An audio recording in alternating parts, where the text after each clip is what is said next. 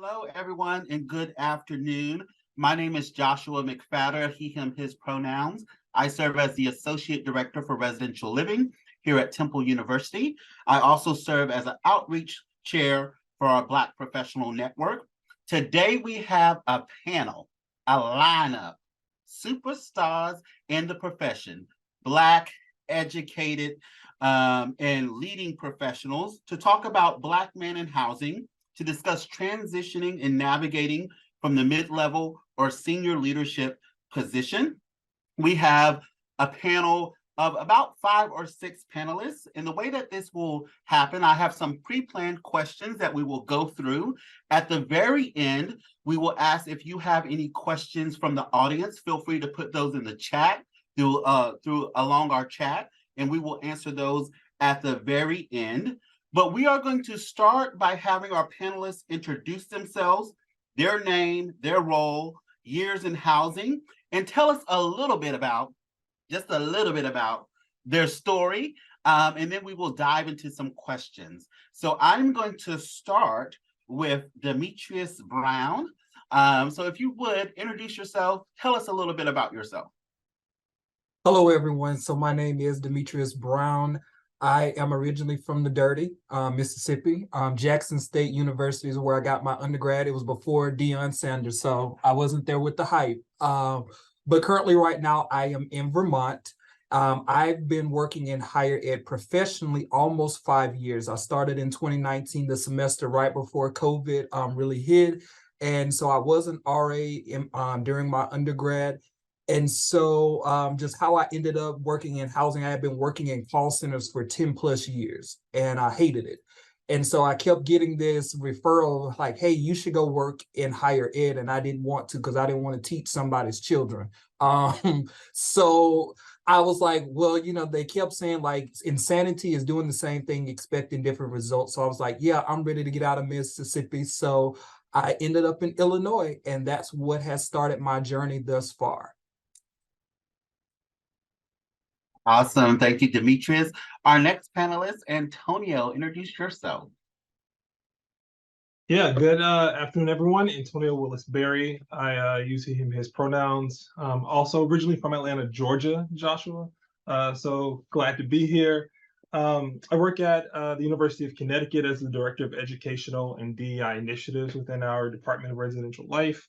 I've been in the field, let me think, for about 8-9 years now. And my career progression and trajectory has all been about like time, place, and opportunity, where like I was a hall director for like a year and some months, and then just fast tracked because people recognized that I had a knack for housing operations, but also working at a bunch of PWIs in New England. I think they were looking for transparently, and I don't think people will say this, but they saw me as like this diverse figure who could do diverse work.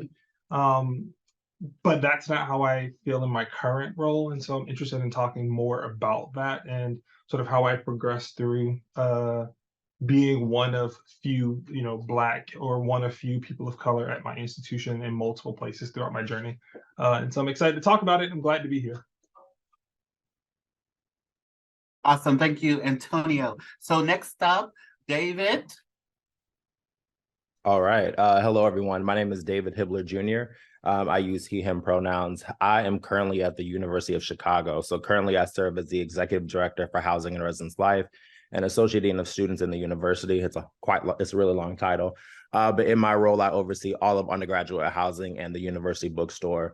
I'm originally from the Chicagoland area, so coming back to UC was definitely a homecoming experience. I've been gone for about 2 decades. So I did undergrad at Indiana, so at Butler University.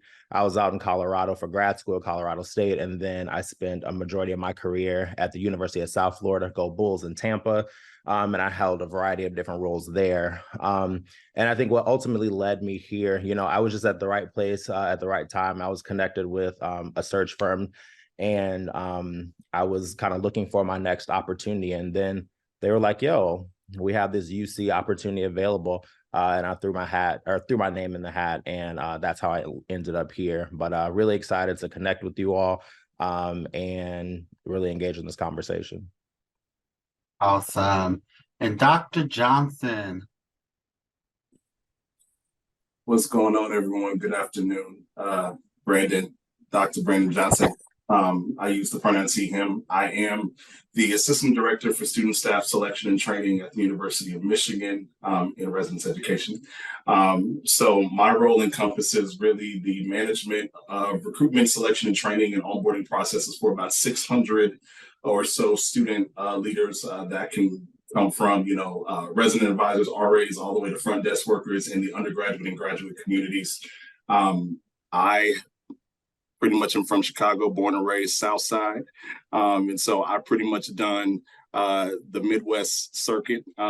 Started out at Western Illinois University, went to Iowa State, went from Iowa State to St. Louis, did a stop in Chicago, and then I'm back here in Michigan. And so really grateful just to be here in community with you all this afternoon. And I've been in housing and residence life spaces about 6 going on 7 years now. Awesome. And our last panelist that I see, Kyle, Dr. Boone. Good afternoon and greetings. Dr. Kyle Boone. I serve as Director of Housing and Residence Life here at Grand Valley State and good old Allendale, Michigan, so on the west side of Michigan. Been in housing for years. I think I'm the old head in the room. Not the old head. I started my career as a grad student in 2004 at the University of the Pacific in Stockton, California, and then started traveling. Like others, I think somebody said time, place, and space. I really was looking at any opportunity that was different because I get bored kind of fast. So I looked at or worked at HBCUs, PWIs, large, small, comprehensive, urban, just because I wanted to kind of see international, what it looked like to work in that space and how does my leadership fit. My responsibilities here, I'm in charge of a comprehensive housing program. So that's, the facility side of it, the res life side, the operation side. So it's a little bit of all of everything. And I chose Grand Valley, to be very fair. Grand Valley chose me. Like David, search firm called me, said, come to Michigan. I said, nope, it's cold. They said, come through. I said, it's okay. You can take a no. And they came back and said, no, seriously, there's some good things happening in Grand Valley. And I've heard, of Grand Valley and their residential curriculum, but something sparked when I got here. And I said, I really wanted this option, but I also wanted the budget. I also wanted the number of staff. I wanted to see if my leadership style translates. So, so I say Grand Valley chose me, but in essence, it fit what I needed for the time I'm in, and I'm having a good old time. So I think that's all the stuff you asked. And he, him, his, if you wonder. Awesome. Well, thank you. Talking about the cold Michigan, we have some panelists. We got Brandon in Michigan, Kyle in Michigan, David's in Chicago, Demetrius is in Vermont, all these cold weathers. I spent 2 years in Michigan, and then I was like, I'm from Atlanta, so I had to go a little bit low. And then I ended up in Philadelphia somehow, some way. But talking about our journeys. So again, we have a panel where we are talking about Black men in housing. We're going to talk about the challenges, talk about the success, talk about advice. And we have all types of people and professionals on this chat. We know that this video will be shared on YouTube as well. So we have people ranging from grad assistants to hall directors, entry level, mid-level, and even some senior level people that I see on the call. So taking that into context, our panelists are just going to share a little bit about their experiences. And the first question is, what has allowed you to be successful in transitioning to the mid-level and senior level roles? And what are some challenges that you might have encountered along that process? So the first person that we will hear from, again, Demetrius. What are some things that have allowed you to be successful and some possible challenges on your journey? Mainly, I would say would start off as just my goals in life. Again, I wanted to do something different. And again, I am from the South. And so what I was aiming for, I felt was too high for the environment that I was in. And I was able to connect with just the right people to get me to that next level. I always talk about my first supervisor that was in Illinois, because I think she really took a chance on me. And I think because of that, I learned so much from her. I've been able to excel and exceed. And, I speak highly of her when I go to these different places because she's a Caucasian. And during the time of Black Lives Matter movement and everything, excuse me, she cared enough to still check on me. She didn't have to, but she really checked on me. So it allowed me to feel that someone still cares about my success as an individual, personally, and also my success professionally as well. So I was able to glean so much from her. And then I've been able to take what I've learned from my personal experiences and even still the different institutions that I've been at, because I've only worked at PWIs, but I attended an HBCU. So I've been able to take everything that I've been able to learn, the good, the bad, the ugly, and be able to teach students along the way, because I look at, there are people that look like me that I need to help. And I think that's when we get down to the point of it's not always about just me. So I need to be helping the generations that are coming. I need to be in those spaces. So that's why I make sure to go into these different PWIs, to be in these places, to ensure that I hear the conversations that are being had, so that again, I can, and revert it, help out the students of color as much as possible. Again, my past has been my past. I'm only looking for my future. These students are young and I need to try to help. And so that's what I do. I'm always pulling to the side to say, what are you doing? What is classes like? Or have you thought about being an RA? All these kind of different things, as scholarships and these emergency funds and everything, to ensure they have the biggest helping hand, because again, we may not have that being people of color a lot. There's no one doing that. So because I hear and know this, I am doing it. I am making sure that our people of color are able to rise to where, and really just move out some of these blocks that are in the way that are stopping us from being the greatest we can be. I would say the challenges would be, again, going through the timing of being my authentic self. At first, I'm like, I had to speak a certain way. I had to talk a certain way. I had to leave that Southern and what some would consider hood to the side and remove that to be the professional, to be hired. And so I've been able to be like, you know what? I need to be my authentic self, because that's what these students are coming from. They're coming from these urban areas, and that they are going to connect with me and understand, believe that I'm here to help them. I need to be professional, but I still need to be able to connect with the students. So, I will speak slang with the students. I say certain things. When we have dances and things, oh, I'm on the dance floor. Oh, I'm doing every electric slide, wobble, everything, to show them that I'm not old, for number one. And number two, I can help you I'm well-rounded. And so I think that's the kind of things that I guess that would answer all of that for you. Thank you, Demetrius. I heard the electric slide. I heard mentorship. I heard the importance of networking, and we'll talk a little bit about that. One of the reasons why the Black Professional Network has this panel is, how do we talk about Black men in housing? How do we talk about leadership? How do we reframe what is possible in the profession? I want to go to Dr. Johnson, and then I will go with Dr. Boone with the same question of what has led to you being successful as you navigate these different roles, and some possible challenges that you might have encountered as well. Brandon? Sure. I think for me, I started out as a hall director, which I, from my experience and the experience of others that I know, that's the common trajectory, right? You start out as an entry level, live in, all the things that come with that. One of the things that I have found to be really just core to who I am, even as a person, and even as a professional, I think it's all about the relationships that you build. And so for me, that's what has been attributed to my success, is really just the relationships that I've built. Because even as you are going through your campuses, you're going to all these meetings, conduct meetings, you're being on duty and having to have all of these pieces. It's really about the relationships that you build. That's what's going to sustain you. Well, number one, you should sustain yourself, but also two, the relationships that you build are really going to impact your experiences. And so that's what I had to learn and really come to know. but also I think something too is, I talked with a couple of hall directors in my institution about this, and they were just asking me kind of, how did you get to where you are? I never thought I was going to be doing selection and training work. I did not think that this was going to be kind of where I would find my passion to really engage with students in this type of way. But I think something that I would also add to that is you have to be willing to and take initiative to get those experiences, right? Because we recognize that hall director roles have a pretty standard duties and responsibilities, and and we do have other duties as assigned. But if there are other things that you're wanting to really learn about and engage about, ask the questions, talk to your supervisors, get the experiences like this, engage how you want to.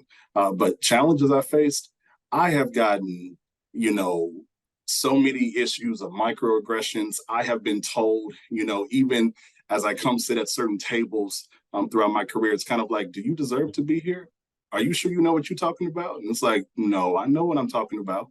Not only do I know what I'm talking about, but I have the research to prove it. See, because some people would be forgetting that, there's some theoretical and empirical research behind kind of the whys behind why we're doing what we're doing. And so I've had to deal with that as well. But the way that I work through them, it's kind of like what Beyonce has always been saying. You won't break my soul. I don't let y'all see me sweat. You better stop, okay? Because I'm about to get information. Okay, right? Yeah. Okay, you're not going to get the best of me. I know what I'm doing. I know that I deserve to be here. I've worked hard to get to where I'm at, and I know what I'm doing. But also too, it goes back to the relationships you build. If you build key relationships with partners across campus, even in your departments and outside, you can really get a lot of things accomplished as well. So is that good, Josh? It's okay, but no, it's good.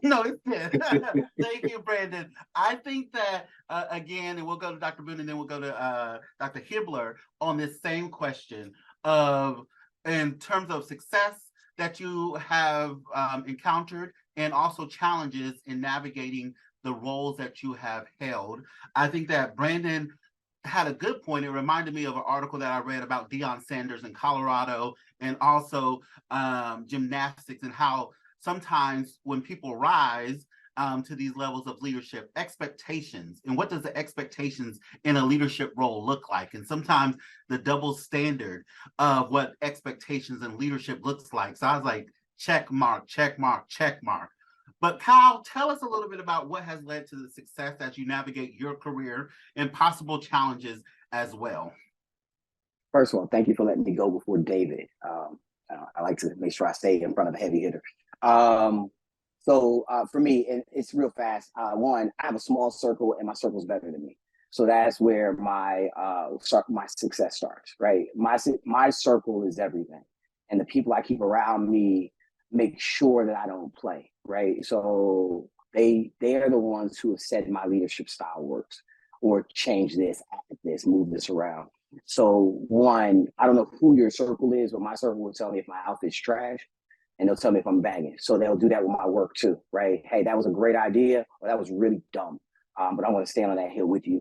That's number one. Number two, I think another level of success, I said I'm the old head, but I really have studied higher ed. Like, I am from this cloth. I am not, with all due respect to new folks, I am from the higher ed cloth. I watch folks in this field and study them, and I pay homage to them when I see them at conferences, and I listen to them because I think there's value in their leadership and their work. And they didn't just get here yesterday. Like, they've been doing it for 30, 40 years. So I think it's valuable in that. Lastly, I got a career coach who's really been helping me out as well. Challenges, and I hate to say this, man, but what we do is not taught, right? And unfortunately, like, you go to grad school and you learn how to be a hall director, or you learn how to be maybe an area coordinator. But once you get past that, it's really difficult to understand what does it mean to be a director or an AVP or a director in a Black body, right? So that's something that's a little different. Student centeredness looks a little different from this angle. Relationships look really different from this angle. So because it's not taught, it becomes a void, and you have to really figure it out, or you're going to start swimming in this space, like what, and then asking, or people are going to ask, why are you here, right? It's some things that you should know about taking work off your supervisor's desk. And if you don't know how to do that, then you don't get chewed up. The other challenge I have, and this is again because I'm an old head, I came in the field when housing was popping, when you had to have a housing job to get into the field. Now, Black bodies in housing are few and far between. Several of these individuals I've seen in this room, but most of them I really haven't interacted with, right? And I think it would have benefited me in my career to have been able to have those type of examples in front. But again, some people got promoted, some people said forget housing. But either way, I think some of the challenges are things weren't taught, and they weren't taught to me about how to do it in my Black body, as well as there's just not a lot of examples that I can refer to sometimes. So something to share. I love that. And I hope that people brought their notebook, brought their pen, brought the tea for some of the gems that's being dropped. If I keep my circle small, my circle's better than me. Knowing when to take things off of my supervisor's desk, some things not being taught, the relationships that's going through panelist to panelist as well. David, tell us a little bit from your perspective, what enabled you to be successful and some challenges that you might have encountered. Yeah, so if I'm going to be honest, I think the first thing that I would have to say is, I never said no. I was willing to do the extra work and different things like that. And I also have to hold that has gotten us to where we are in the field, where we've created unsustainable work environments for folks, and we've put all this extra pressure on us, right? So I have to hold both of those two things. And I'm also now in a space as a chief housing officer and, a leader in my student affairs unit, not trying to perpetuate those same things that I had to do to get into this space, because it has caused a huge departure from our field, right? And that was also one of the things that I studied in my dissertation. So I'm not trying to repeat some of those things. But I think if I have to think through that a little bit more, I think one of the things that's helped me get to this place is being one of the most well-researched in the room. So I think being at the University of South Florida and being in just Florida, navigating a lot of the things around performance-based funding and different things like that, we really had to galvanize and be extremely collaborative in our work, right? So I just didn't see my work as a housing professional. I saw my work as a student success administrator and advocate, right? So we saw ourselves as a team doing what we had to do, helping to move those little needles forward, right? So in that, I became not only an expert in how I was creating the residential experience and allowing students to be successful, I understood what my wellness colleagues were doing. I understood what my occupancy folks and my facilities folks were doing, right? So by being well-researched and by being a good campus partner, I was able to understand everybody's levers. So not only was I allowing that to improve the work that I was doing, but I was now seen as a leader in this space where as I'm rising, everybody's rising with us. And I think when I was now looking for that next opportunity as a director or a chief housing officer, I was really able to speak to that. And now in this role as a CHO, I came up through Res Life, right? I've never led an occupancy space. I've never led a facility space, but at a cool while this past June, I was in all facilities related things. I was in all occupancy related things, all the things that I don't know, because I now need to fill my cup up. I need to tap into new mentors and new people to make sure that I'm ready to enter into some of these spaces. And I think that's what really allowed me to kind of move up and still kind of provided me that drive to kind of keep going, because I don't know what I don't know, right? But so how am I going to be prepared to navigate some of those spaces? So yeah, that's kind of what's led me to this point. Awesome. And some of those in the Zoom room have already taken one step of being here, being at this panel for Black Professional Network, getting your cup filled, learning from professionals in the field. So kudos to you as well. I want to transition to Demetrius and Antonio and talking more about the role that identity plays and intersectionality plays and impacts your role, and how that has impacted your role and how you navigate the workplace. And I want to start with Demetrius.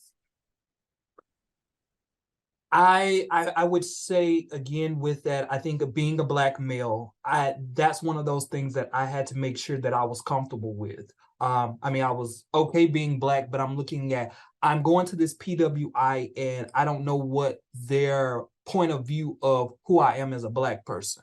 And so working in these spaces, and again, like I've said, I've learned all these different new lingos and different things, and I've been able to call out different policies. And I'm like, you've created something to ensure that the people of color are not benefited from these type of things. So again, that goes back to me learning these things and making sure I put myself in positions to learn all what's happening, because I don't want another generation to suffer like I did or generations prior to.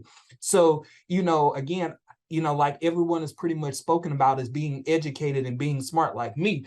I was like, oh, okay, I only have an undergraduate. Maybe I need to look at a master's. So I go and get a master's, and then I'm like, oh, well, now I'm about to up you on another one because I'm about to go get a JD. So it's like, don't play with, like, hey, I am educated. I may not have the degrees yet, as so many, like some people like to say, I have so many degrees more than a thermometer. I'm not at that level yet, but I'm still intelligent. And still, I tell people, and I tell my RAs all the time, I say, you talk about the struggle and everything that you have gone through. That's one thing, but what did you learn from it? What did you learn from it? And then also, let's take it another step. How have you been able to apply it to what's going on now? So if you're not learning anything and you don't know how to apply it, you really didn't learn anything. You just memorized something. So it's teaching that. And that's what I had to look at myself in the mirror and talk to myself and, have that like, those kind of real conversation. It's like, who am I helping in this situation? Am I just really going for the bag, or am I really helping the generations that are coming? And again, it's not just people of color, it's for all generations, but at the same time, it's how can I make this better? Because they are operating on old systems and not to understand that every semester, every year, our student population are changing. They're being so totally different. So we have to change with them. So some of the things they're like, oh, well, it takes time. No, it doesn't. It takes time because that's what you decide to say it does. So if you aren't willing to take the initiative and be better, then you're not wanting to go anywhere. Prime example, as you all probably can see, I'm part of the best fraternity ever in the world. But, Kappa Alpha Psi Phi Nu Pi.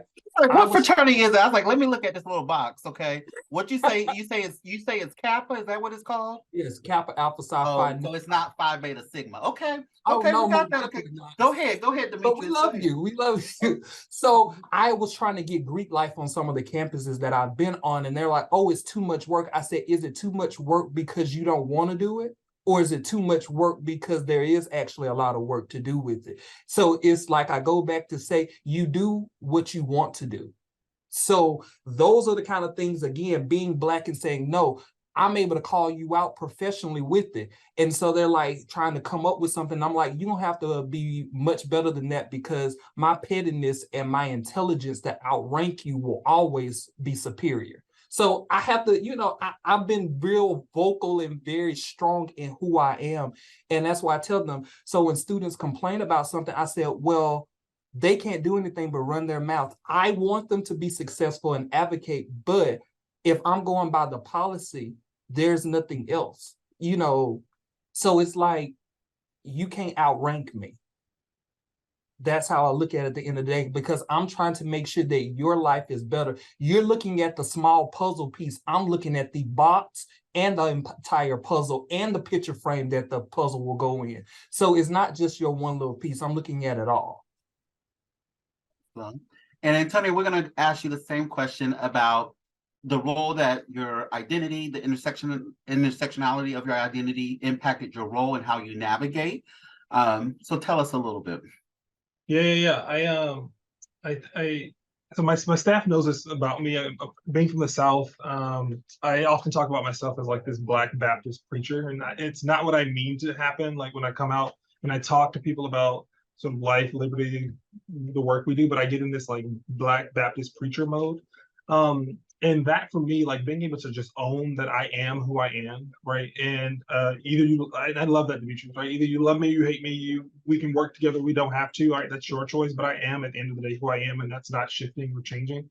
Has really like propelled my career, because I felt like in the beginning, in my first couple of years, I was trying to fit this mold of what and I love what Dr. Boone said, fitting this mold of what a student affairs professional or a higher ed professional should be right then in that moment. That's what I was trying to do. And because I was doing that, I was ignoring like my first year and a half or 2 years of being a professional. I was ignoring all the other stuff that was getting in the way of me doing my job and writing it off as, oh, well, we just don't get along, or oh, we just aren't connecting, or oh, they have a different sort of work style than I do. And at the end of the day, a part of it came down to just me not authentically being myself and showing up in the way that I needed to show up at work, and then pushing my environment to either get on board or know that I'm going to hop off board. And I stayed in my first job for 7 years, or I stayed at my first institution for 7 years, and got 2 different promotions while I was there. But it took for me to like officially like say like, this is who I am, and either you're going to like it or not like it before something happened. My brand needed some refinement too while I was there, right? My brand needed to shift a little bit more, and my circle needed to alter itself a bit more too. So I got involved in things like Akuai and sort of Niakuho, and so many other regional organizations, because I needed to hear from other people who looked like me and were doing similar work that I was doing, what their experience was like. But my first 2 years, like I was like going backwards. I wish I would have sort of gotten involved sooner. I wish I would have gone to things sooner. I wish I would have asked for help sooner. I wish I would have been myself sooner. And because I wasn't, I struggled. Even though my success is still what it is, I still struggled. And so I think about that a lot. And so I think we like from an intersectional lens, the more and more we can talk about the fact that we are Black, the more and more we talk about the fact that we are men, the more and more we can talk about when, you know, things happen in the media, when things happen in other parts of the world that might not seem to have an impact on us, that it still has an impact on us. The more we talk about that, I think the better we become as people too. I take a lot of Black days because I need them, right? And working at a PWI, I love my colleagues. I love the work that I'm doing, but sometimes it frustrates me. And my job just so happens to have DEI in it for Residence Life, and so I'm afforded a bit more liberties than I was when I was just the director of Residence Life and Housing. To be able to explain like this is why people need these days, and to get the rest of my team on board with that. But I take a lot of Black days because I need an opportunity to reset, and so I can't be myself. I can't do this work. I can't offer all that I have to students, the staff, and the administration without taking time for me. And so that's how I've navigated it. I love that. Black days. Now, I haven't heard that terminology, Like it. but I love it. I need to take a Black day. And it's important that as we talk about leadership and as we talk about Black men in housing, to remember, I tell candidates here at Temple, we've been interviewing entry-level candidates throughout forever, basically, for these past 2 weeks, it seems like. But as I meet entry-level professionals, telling them, as you had said, Antonio, about being yourself and being your authentic self. You're interviewing Temple just like Temple is interviewing you. And if you have a value, whether it's DEI, is a very value of mine, make it plain. You know, before Temple hired me, they knew I was going to talk about DEI. And then when I became associate director, I talked about DEI. So it wasn't a surprise. So being your authentic self, and I said that becomes easier, right, as you move from entry level to mid-level and senior and chief housing officer. But being your authentic self is always the way to go. And in the chat function, if you have questions, I know some people have already put some questions. We are almost at the time when we will get to those. Feel free to put any questions in the chat. But I want to move a little bit to networking and mentoring. And David, I'm going to come to you, and then I'm going to come to you, Kyle, about how do you build a network of support and continue to grow your village, I say my tribe, as you strive to uplift. So how do you go about building that network in that tribe? Yeah, I mean, of course, that tribe is really important. I think it's happened organically, right? So I think when I first got into the field, some of those first hall directors who came in with me or folks in grad school, I mean, we had that natural affinity or bond. So I think some of the ones that were meant to kind of be in my life for a long term, in my career long term, have stayed there. we've continued to feed into each other. But then also, I think ACUA-Y and ACPA and NASPA have been great spaces where I've been able to really find other people outside of that, because even though it's great to have folks on your campus who are a part of your network and who are feeding you, sometimes you need to be outside of that, and you need folks who are completely not related to it, because sometimes some of the issues that you're going to be navigating are directly associated with them, or you don't want to continue the trauma bond in that particular space. So I'm a part of a group, the meeting after the meeting. So some of you all have probably seen that in other spaces, but that has been my space, my people who, who can tell me when I'm right, tell me when I'm wrong. As Dr. Boone just mentioned, surround yourself with great folks and folks who are better than you. Those are my people. That is my network who I call upon often. And then there are just other folks in the field who aspirationally I've looked at, who I've tried to model my practice after, who I just try to align myself with. Like, I'll be in spaces and like I just try to get some time with them informally. And then, that's also I've tried to work to, be in more formal spaces with them. So that's how I've really tried to build that network and continue to meet new people and continue to sharpen my practice. Awesome. Thank you, David. Kyle, how do you build your tribe, build your village, build your network? So if I could, once again, you put me behind David. We got to work on this placement. Listen, be you. Be what did Antonio say? Be your authentic self, Kyle. Bring it on. David should know I'm a fan, so you know what I mean. I'm trying to give listen, much respect, my brother. So build network of support. For me, I said it earlier, my network's kind of small, so I am very intentional about the people I have around me, right?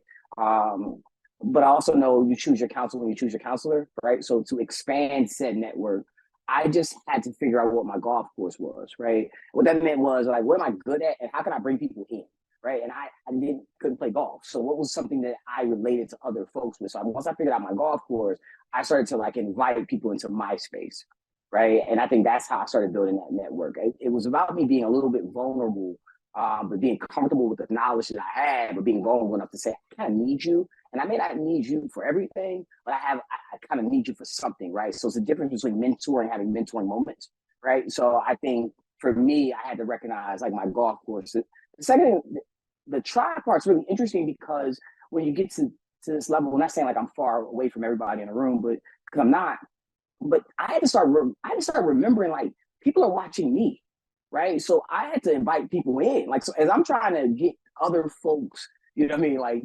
into their circle, I had to remember like I had to break the fourth wall and see that somebody was watching me, and I had to say, I got you. Come with me. Let me talk to you. You know what I mean?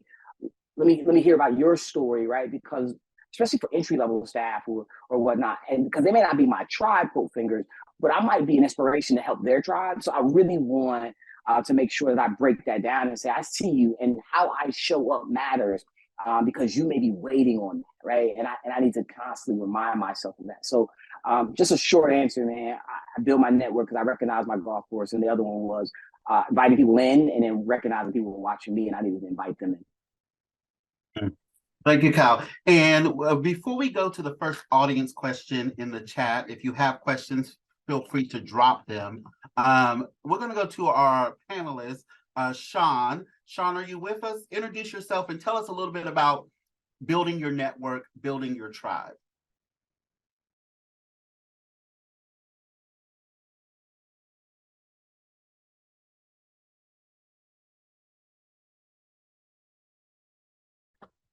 I'm sorry, making sure I heard you. You speaking? You asked me? Can you hear me now? Yes, we can hear you. Asking Sean. All right, yes. Yeah, Oh, sorry about that. So first of all, brothers, apologize for my tardiness. I was at a location I thought I could connect. But in terms of really quickly building your network, I definitely echo a lot of what other brothers said. My name is Sean Chrysler, pronouns he, him, and his, and I'm associate provost at Lemoyne College. And so in terms of building your network, definitely will echo a lot of what the other brothers said. The other thing is, the only thing that I would probably throw in there is that when you think about your network, don't forget your allies who differ from you in terms of identity, sexual orientation, background, all those things. Make sure your network is not homogenous. I can't tell you how many allies I've found who identify differently than me. And so that's the part that I probably would add in terms of sharing your network. There are a lot of people who are different than you, who can help you move ahead. So that's probably the part that I would add. Awesome. Thank you so much. So we're going to go to our first audience question. This might be for Kyle or David, any panelists that feel like they can answer. The question coming from Brandon is, are there retention rate issues for your respective universities? Are there retention rate issues? And this could be student, resident, this could be staffing, but retention rate issues for your university and how you sort of navigate that. So I'll answer this kind of holistically. I think you always just need to know what is top of priority or the main priority that your institution is focused on, right? So when I was in the state of Florida, student persistence was top of mind for every institution, right? Everything that we needed to be doing needed to be laser focused on how are we moving the first and second year retention rates and ultimately those fourth year, right? So we came up with this concept of residential student success. So everything that we were doing at USF with our residential curriculum, we were getting to know our students by name and by story. And we were only focused on those things, and things that did not make sense or help or weren't helping to move that needle weren't important. I'm now at the University of Chicago, right? So as a few weeks ago, we were the sixth best institution in the country, and we just fell to number 12. So that's a whole nother thing, right? But so persistence isn't a thing here, right? Because only 6% of the students get in.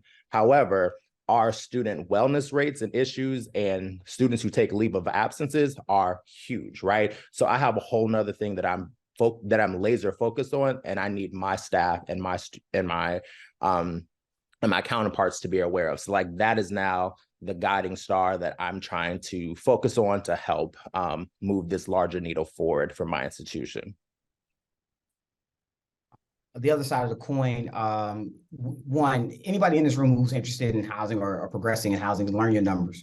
So, and if you don't know them, at least get kind of comfortable with them, right? I'm not saying you got to know them off the back of your hand, because at the end of the day, somebody may challenge you and you're like, yo, I think it's 79%, but just kind of know if you better or not, right? So you want to know your numbers and you want to understand your budget. If you don't know those two things, do not try to step into these spaces. They will chew you alive. But that's not the question. The question is about retention. I'm going to take the other side of the coin and say my staff retention is interesting. My staff retention, especially for entry-level staff, is like in the door, out the door, right? So then the question becomes, how can you become forward-thinking about the retention efforts of your staff? And how do you make sure that you support it and make sure your budget supports it as well? Those things you can't really answer. I'm trying to borrow from University of Texas and overhire. But if your budget doesn't have it, your budget doesn't have it, right? Right now, we are dealing with our largest enrollment class in a long time, and my housing is benefiting from that, but it wasn't built in the budget. So since it's not built in the budget, how do you make sure you use the overage to support your retention effort, your staff, right? What I plan on doing, just to be a little more direct, is since I know my staff retention is not high, I'm going to take a special interest to my entry-level staff. They're all getting some type of subscription to a meditation app because their wellness is important to me. I'm going to create a professional development series for them because if I'm going to lose them, at least they're going to represent me in the right way. So I say all that to say, know your numbers. David was spot on, but on your staff side, make sure your budget supports what you're doing, because my entry-level staff is leaving. And the other part of that is people are leaving not because it's a major leave. People are leaving because they just want to leave. They can pay $1,000 and they're leaving for $1,000. So you got to figure out, what does that actually mean to their actual experience? And to connect back. Go ahead, David. Yes. All right, and just to connect the 2 points that we just made, student success cannot also come at the expense of staff success. And that is something that we need to continue to echo at all the different tables that we're at, right? Because I think that is, if we don't have the staff, we're not going to be able to impact and support the students how we need to. So that is something that you really need to be championing in any space that you're in. Student success cannot come at the expense of staff success. That's delicious. I love that. Thank you, David. So we do have a number of questions coming in the chat or direct message. So we'll try to get to some of these questions before we sort of wrap up. But Antonio, coming to you with the question of, when did you know that it was time for your next role? or to leave your position or school? And how was your process of moving throughout the field? So when did you know, let's take that first part of when did you know it was time to move up or move out of the institution or move positions? And Demetrius, I'm coming to you right after Antonio. Yeah, I'm going to actually take it.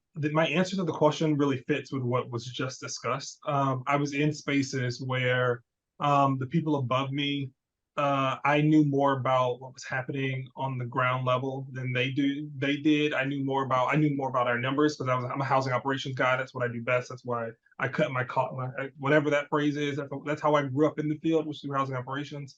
And so I knew more about sort of what was happening from a numbers perspective, where we were going, what we should be doing. And I had visions and plans that were just no longer being listened to. And when I got to that place, I was like, it's time to look at something different and something else. When I left my mid-level position to take a senior housing officer job, that's why I made that shift. Because I personally just felt like I loved my institution. I was a huge fan of Bentley University when I used to work there. I still are like a huge fan of Bentley University. I cheer them on as much as I can. But it got to a place where I was like, I could do my boss's job, and I want my boss's job. And I knew she wasn't going anywhere at the time.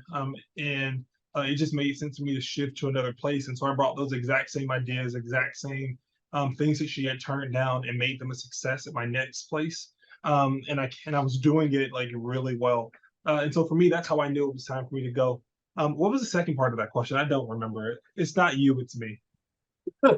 No, I think you answered the question. When did you know it was the next time to leave your institution, your position, moving through the process of the field? So I think that covered it, Antonio. Thank you. So Demetrius, the same question of when did you know it was time to leave for the next role, the next opportunity? I'm gonna give you 3 different type of scenarios. The very first is spiritual for me, because when I'm stressed and I hate going to work, that means I need to reevaluate what's going on in my life. So either it's a personal decision that I've messed up, or either this environment is toxic.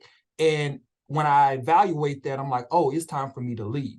So that's where that first part, and I'm like, well, God, I know that you will do something better for me, and you have something better. So if I ask for it, you would give it to me. So that's, in that part, I give praises to God. I give him that because that's where I am. So the next part is self. Are you obtaining the goals that you are wanting to obtain?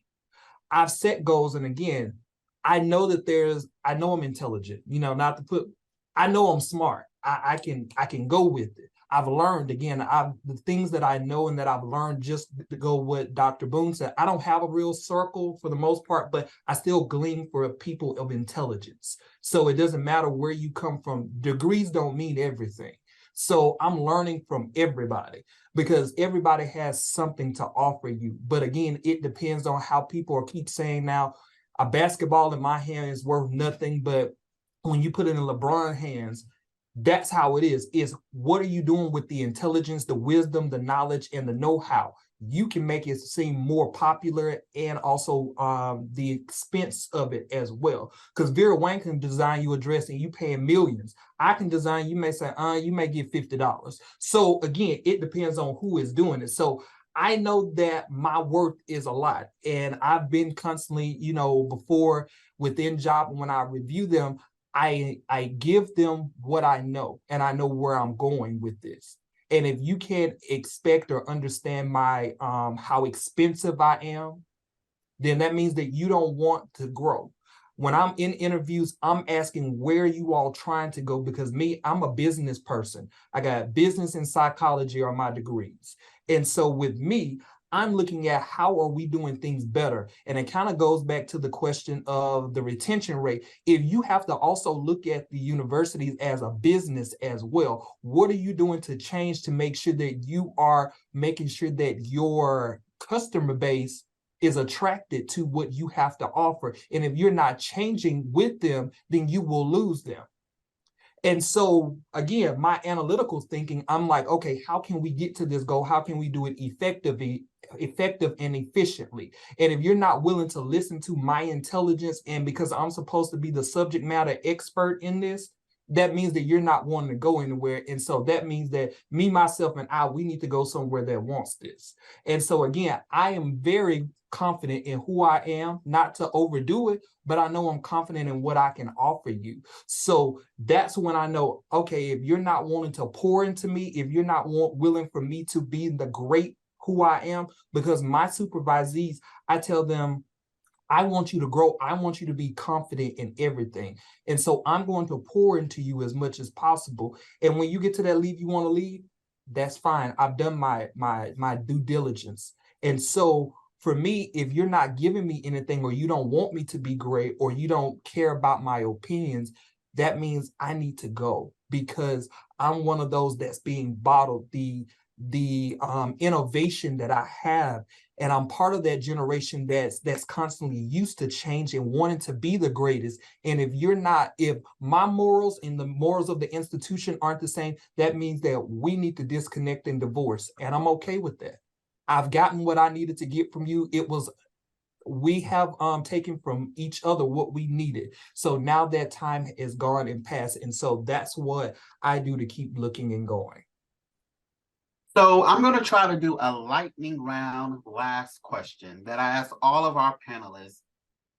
What one piece of practical advice do you have for someone to be successful in housing? Just one piece, real quick, a lightning round, starting with Dr. Johnson.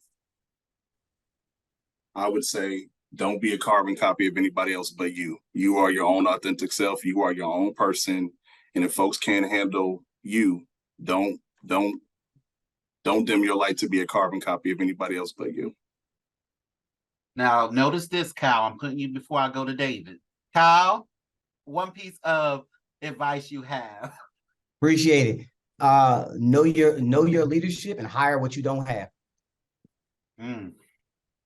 David? Laugh often. We deal with a lot of hard things every day. We deal with life and death. So make a fun memory or a positive memory with everyone on your team, because that's definitely going to help in crisis moments. And we're gonna go to Demetrius and then Sean. Demetrius? I would say there's only one you. And make sure that you are the best at being you, because no one can recreate, no one can be better than you being you. So make sure you learn everything about self and what you are intending to do, and no one can ever outshine you. Sean? Yeah, I would say study and practice. I run into a lot of professionals who want a lot of great things for themselves, and they don't study and they don't practice. And I study very hard and I practice even harder. And so if you want it, study and practice for it. And last but not least, Antonio. Yeah, don't be afraid to change, right? Don't be afraid to shift and readjust and reevaluate, because change is what will get you to the next level, or get you through whatever you're going through right now. Awesome. And I am going to ask that all the panelists, I know some people put some shameless plugs in the chat function, but feel free to go ahead and drop sort of your LinkedIn, your email address, your name, title into the chat function for those who are still with us on the Zoom. But we have been discussing for the past hour, Black Man in Housing, and talking about navigating leadership from the mid-level to the senior level position, a part of the Black Professional Network. I asked that one of my colleagues from BPN also drops the link. I know we have a GroupMe, we have a listserv, we have a newsletter, all these sort of things we talked about, and several of the panelists talked about sort of Kauai and the opportunities. We met many of you when we were in Portland. Look forward to seeing many of you as we go to Wisconsin. But opportunities like this that we do in Black Professional Network, other networks throughout the month, is another opportunity to engage in conversation. I am going to turn it over to our chair, TK, in a moment, or Alexis from our programming, for any final announcements. But I do want to thank you again for the opportunity to moderate this panel, to sit and drink the tea and the notes. But I am going to transition to TK, our fearless leader. Thank Well, thank you. And I want to thank our panelists so much for being with us today. They've done an amazing job. I could already see the comments in the chat and everything else. Y'all were phenomenal. Thank you for all the gems and the time and the experience that you shared with us today. So if you are interested in connecting with our panelists, they can put their emails in the chat. But again, please feel free to reach out and connect with others. We are so grateful to have all of them. And then I do want to shout out Alexis and Taylor, who are our programming chairs for BPN. They put the panel together and got everyone here. So I definitely appreciate all of their work and the things that they're doing. Alexis, any other announcements? I'm gonna drop it in the chat, but I dropped it earlier. But first, thank you to all the presenters and all the panelists and moderator. Really a fruitful conversation, a fulfilling conversation as well today, learning more about your experience. So thank you for breaking bread with us today. So really appreciate it. But in the chat, I dropped a couple of announcements. I dropped the link to our playlist on YouTube with recorded sessions since December. So please take a look at those, because there are some gems being dropped in the other sessions as well. I know Alexis from ACUOI has dropped more information on the Multicultural Institute, which is a 2-day virtual event bringing together campus housing professionals at all levels to engage in deeply conversations related to equity, inclusion, and justice. Alexis, do you want to say any words in terms of the Multicultural Institute? No, I think that you summarized it well. We have a great lineup this year. We'll be adding more to the website this upcoming week, the more in-depth details, but I think it's going to be a really great event, and I would love to see you all there. Thank you. Thank you. And then we have our Connect Hub and our Group Me as well. I dropped those in the chat. So if you're interested in being up, you should join our Group Me, and you should do the Connect Hub. That's all I'm gonna say. But anything else, TK, Amber, or Taylor? No, we just appreciate all of you. And if you want to hear more events like this and you want to see more of it, please join our Connect Hub. That's where you'll get our newsletter. You'll hear about everything that we've been doing. So we appreciate all of the things that y'all are doing, and continue to be great. Awesome. Thank y'all. We will see y'all at our next event.